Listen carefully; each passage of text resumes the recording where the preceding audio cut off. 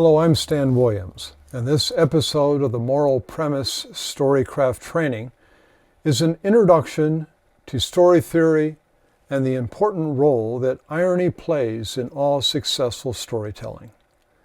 The concepts that we'll be covering apply to all types of stories, including 30-second television public service announcements with no dialogue. Let's watch one.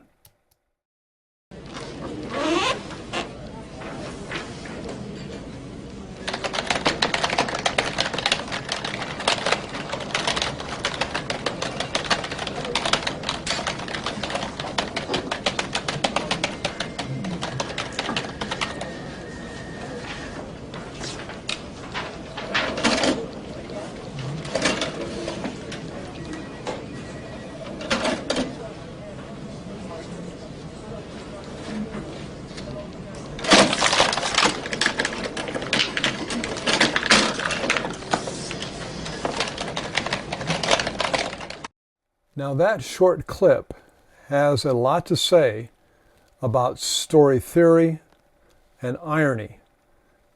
I'm not going to discuss it now, but see if you can figure it out as we go through the following slides.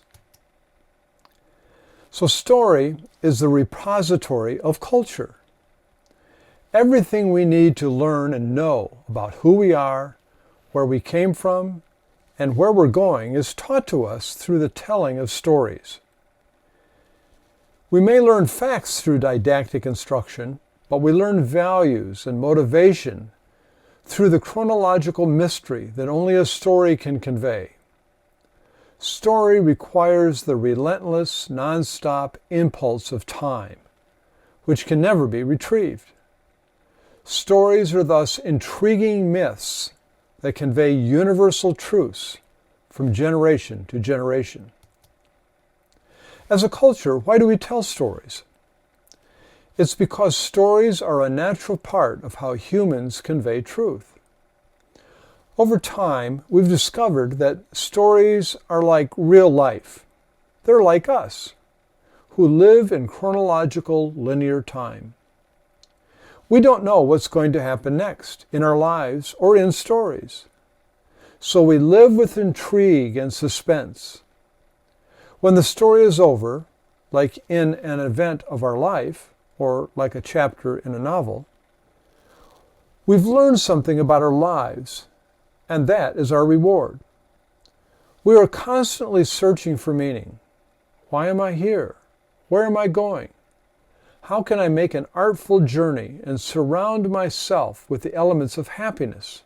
That is, whatever is good, true, and beautiful.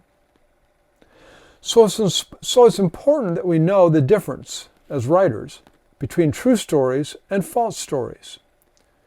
That happens pretty automatically in the human mind. We have common enough sense that a true story will resonate with us at a subliminal level. We know instinctively that the lessons learned in the story will help improve our life. Quantitatively, we can also look at the box office or book sales. If they're high, we know there is some moral truth that corresponds to real life that's embedded in the story. The opposite is true of a false story. It will leave us with an empty and confused sense about how to live a productive life, and the box office scores will be lower. But you can imagine, as a writer, why you need to know the difference between a true and false story. It will affect your livelihood. Are not the best stories true stories? Well, yes. But there's a subtlety here that you as a writer need to understand. The writer has to know that there are two storylines within every story you tell. There's a physical storyline that can be fiction or nonfiction, or even in between, when we write a story that is inspired by true events. But when we say a story is true or false, we're referring to the psychological or moral storyline. As a writer, we have a choice of carefully writing a tale that is valid and true, or invalid and not true, or something that is compromised in between. Knowing the difference makes all the difference and how well our audience connects with what we write. So, like Pontius Pilate, we can ask, what is truth? In the realm of storytelling, truth corresponds to natural law. I'll be talking a lot about natural law throughout this series, so let's define it right now. Natural law. The laws of physical and psychological reality that are universal and cannot be changed. That is, whatever is good, true, and beautiful for all time, in all places, and for all people. These can be the same as the laws legislated, enforced, and adjudicated by a government, but not always. Governments often make some laws that are contrary to natural law, and eventually those laws are repealed, or, unfortunately, are overtaken in a war. In general, a natural law is one that promotes life and happiness. Now, that sounds simple, but philosophically it's quite profound. I'll leave the details for your own contemplation and writing. But we still have to ask the mechanical question, how are stories structured to resonate with truth and connect with audiences? And the answer to that is the moral premise. You knew I'd get around to that sooner or later. So in general, what is the moral premise? Well, it's the crux of all successful storytelling. It's a story creator's tool, a formulated statement that pits opposing motivational values and reveals their natural but opposite outcomes. For now, that's all I'm going to say about its construction, since it's the topic of its own episode. But I have to bring it up here to tease you a little bit about how important the moral premise is for structuring stories. There are 5 things that it does. First, moral premise story structure provides audience connection and box office revenue. Now that's important. I reject the idea that money is not important. Money has practical advantages. A, it helps you live long enough to write another day. B, it can validate or invalidate your effort. Although, as the black box above the chart states, getting the structural rules right is no guarantee of financial success. There is also such a thing as craft, good spelling, and knowing where to put a comma, or where to set a light, or where to make a cut. But if you ignore the structural rules, which the moral premise provides, as stated in the yellow box above, I guarantee your story will fail, regardless of the stars attached or the marketing budget in the millions. The chart depicts the general correlation I found in my research. The structural validity of a story is logarithmically proportional to its financial success. That is, as the validity of a story reaches 90% or above, the story has a high degree of probability of connecting with your audience and sending the box office upwards. If the moral validity of the story is less than 90%, the story has a good chance of flatlining in the low numbers at the box office. That's the first thing about the moral premise that's important. A second aspect of the moral premise's story structure is that the moral premise provides a way for you to focus and affect character transformation. You do this through the creation of an emotional roller coaster experience for your audience. The images on this slide depict turning points and major beats in the hit movie Frozen. The emotional roller coaster comes from the audience's intrigue as to whether or not sisters Elsa and Anna will achieve their physical goals. There are hills and valleys in their stories, and we ride up and down the story's landscape with the young ladies in their noble quests.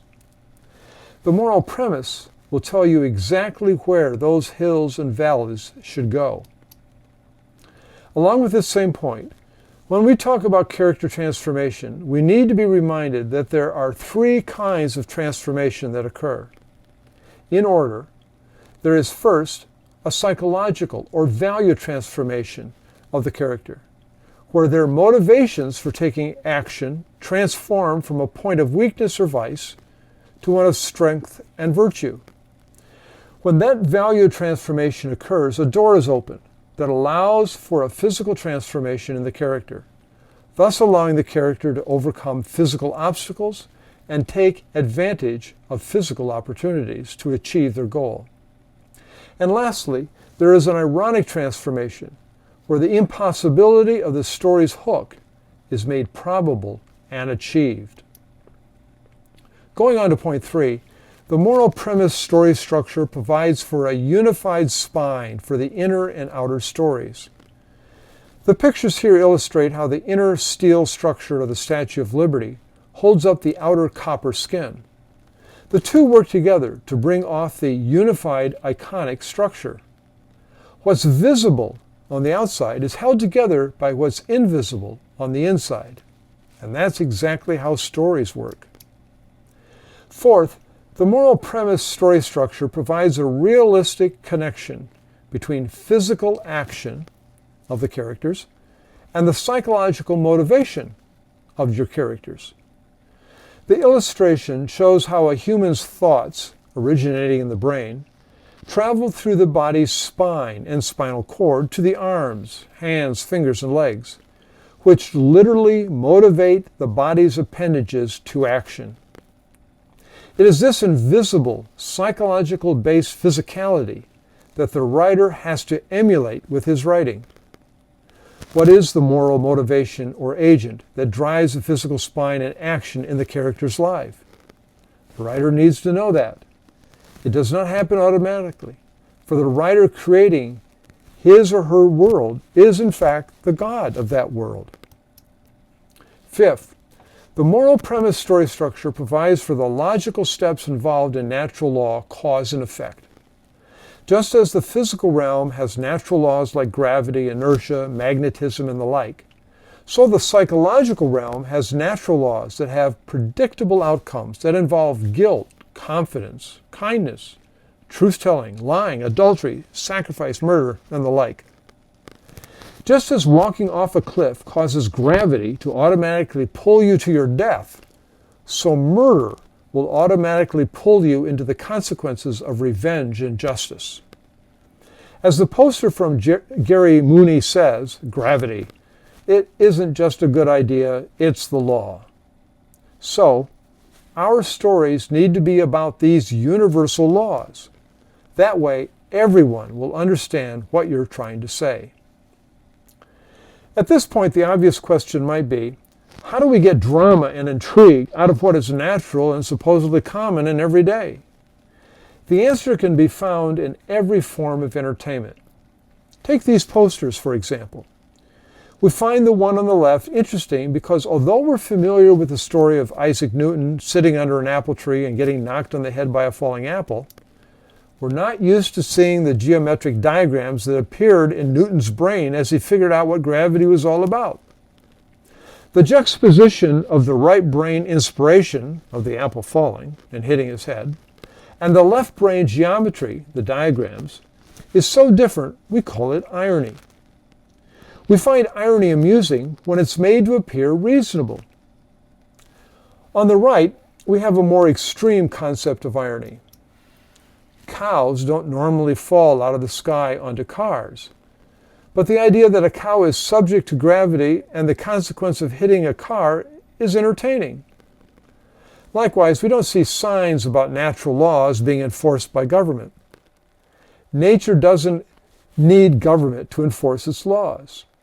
So it's ironic to see a sign about something we don't need, but so often the government thinks we do.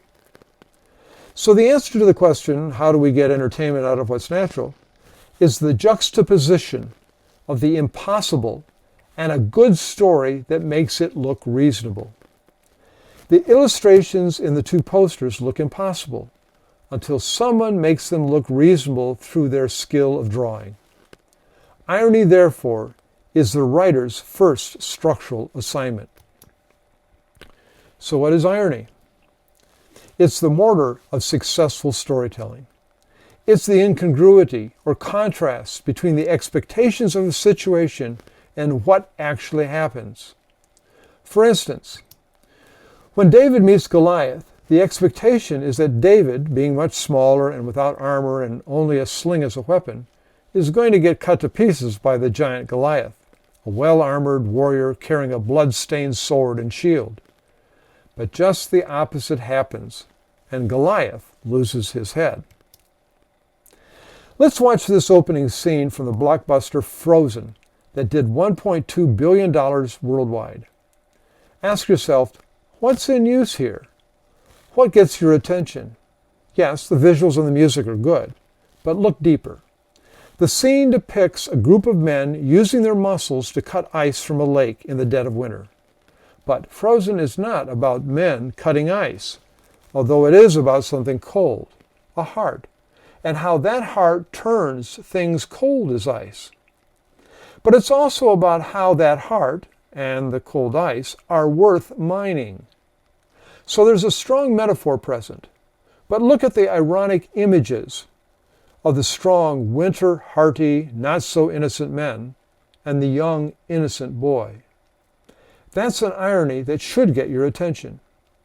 Also, listen to the words of the song the men sing and see the repeated irony of how cold, dark ice is compared to beauty that is worth discovering within the ice. That's the irony.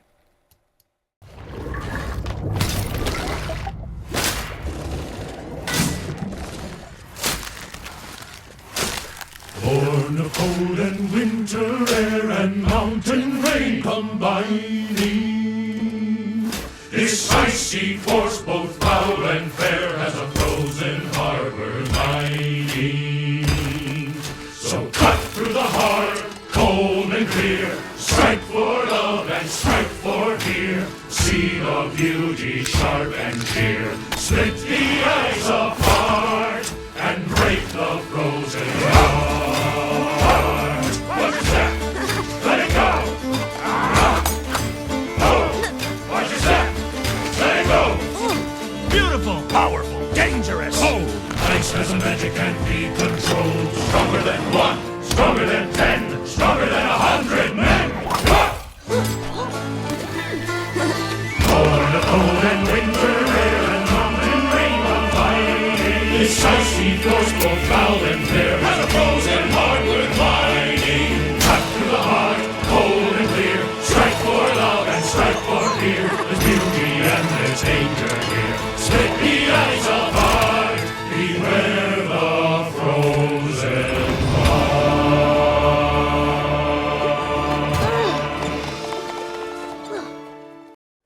Notice there are plenty of metaphors, but there's also linguistic and emotional irony. And nothing is on the nose. Nothing tells us literally what the movie is about. But, ironically and metaphorically, this opening scene tells us everything, and in fact summarizes the whole movie.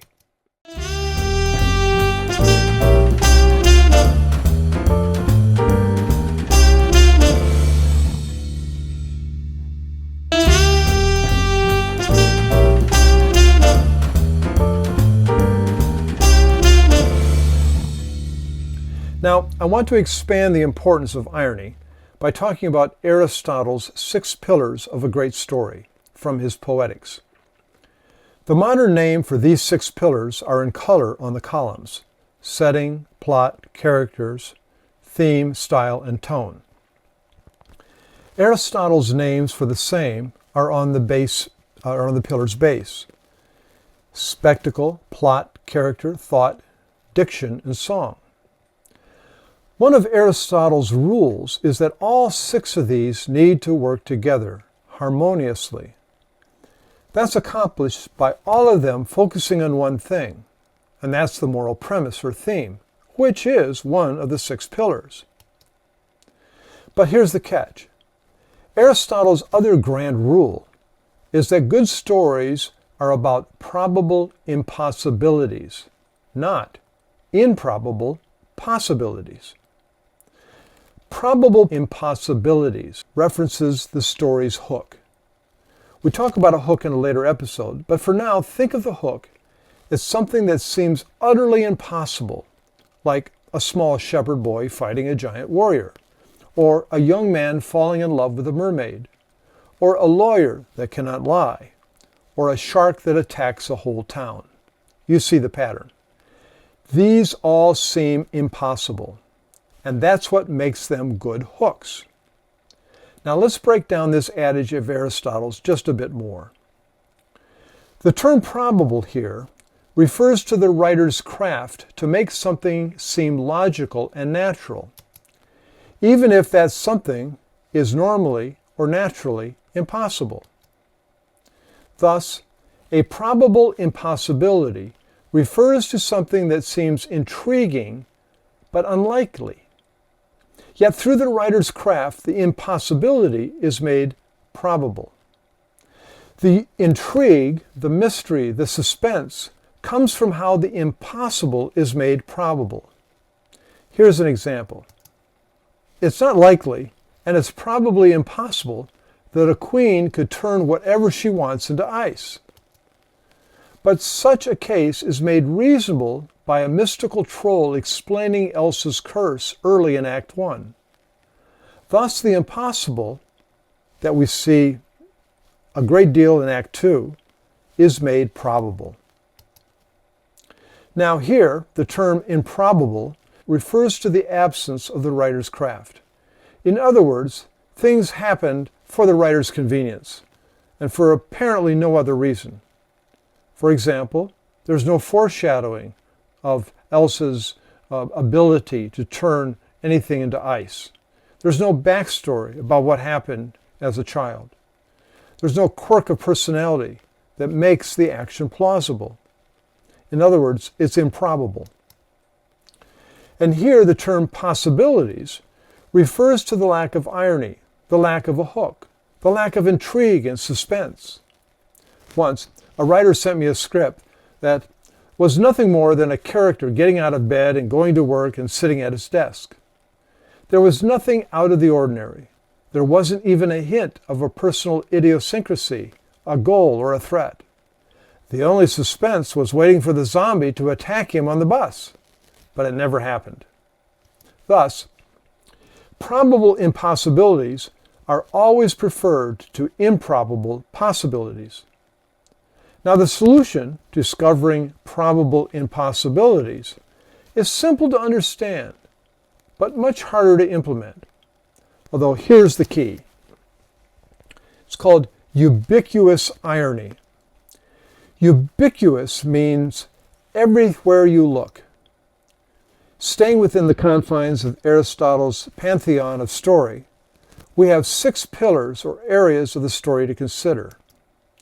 Let's look at each and with some examples. Ratatouille, with Remy the rat and Linguini the wannabe cook. The King's Speech, with future King George VI and speech therapist Lionel Logue. Gravity, with Ryan Stone and her Lost in Space co-astronaut Matt Kowalski. And Django, with Southern slave Django and European bounty hunting dentist Dr. King Schultz. The first place we can imbue ubiquitous irony is in the story's setting. We do this by constructing a story that pits vastly different and opposite locales, eras, or settings, such as a democratic kingdom versus an autocratic dictatorship. That, of course, would be the King's Speech.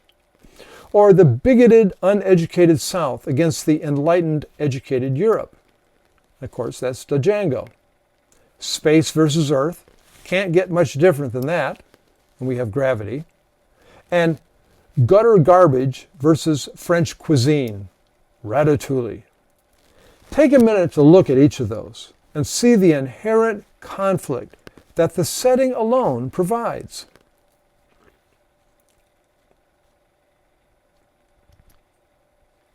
Now, a second aspect of a story is the story's tone or attitude.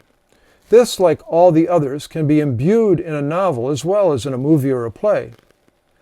Sarcastic versus earnest describes the repartee between Remy and Linguini in Ratatouille. Slow versus fast describes the attitude and tone of the cinematography in Gravity. Foolish versus smart describes the attitude of Django to Dr. Schultz in Django. And depressing versus hopeful is how we might understand the tone between King George and Lionel in the King's Speech. Again, look at the inherent irony, conflict, and interest this brings every scene in the movie. Simply by deciding early on the difference in attitude between the characters. A third pillar is style or craft. This might apply to the art direction, dialogue, photography, makeup, or internal tension that drives our characters. Structured versus disoriented explains gravity.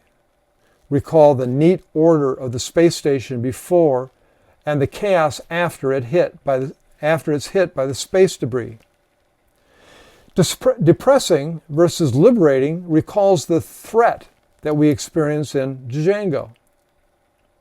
Fear versus celebration is what Remy and Linguini acquire and face in Ratatouille.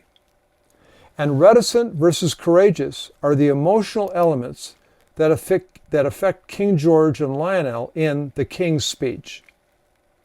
Again, style or craft may seem subtle, but paying attention to irony in this pillar of a successful story infiltrates every scene with intrigue and subtle suspense.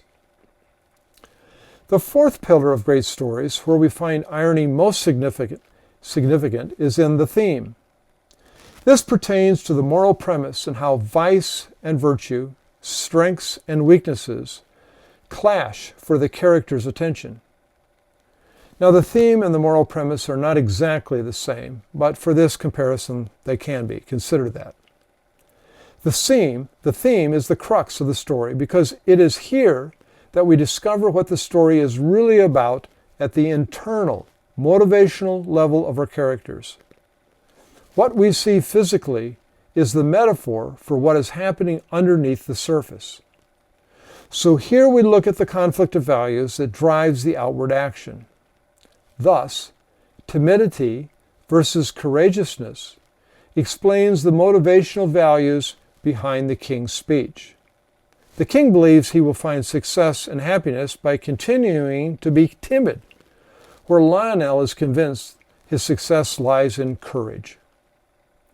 React versus scheme is the conflict of values we see in Django. Dr. Schultz is the schemer, and Django prefers reaction. Procedure versus instinct is the theme of values we find in Gravity, as Ryan is forced out of one and into the other. And individuality versus teamwork is the conflict we see in Ratatouille. It's only through teamwork that they're successful.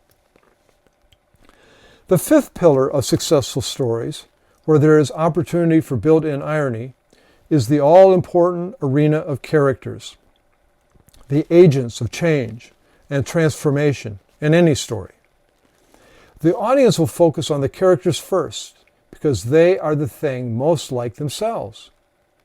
And every other one of the pillars supports the irony and arc we find in the characters.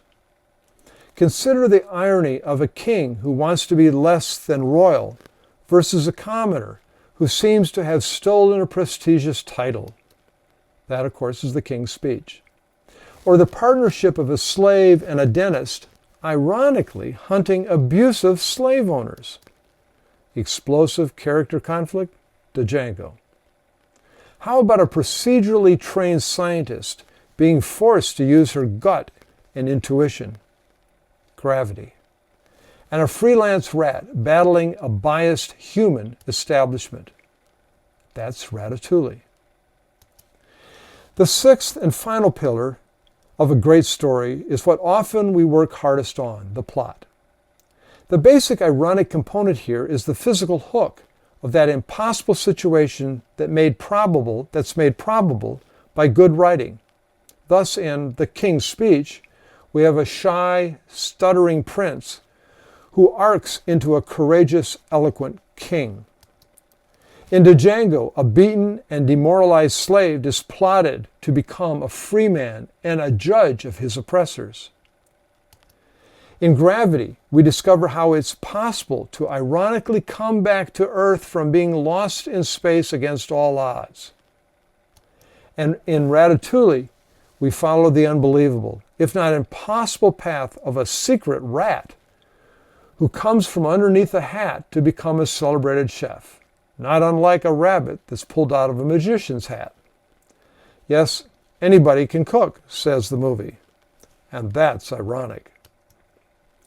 These, then, are the 6 pillars of a great story, and in each one we see there's plenty of opportunity to convene suspense and engage intrigue through ironic construction. That's it for this episode, which has been an introduction to story theory and irony.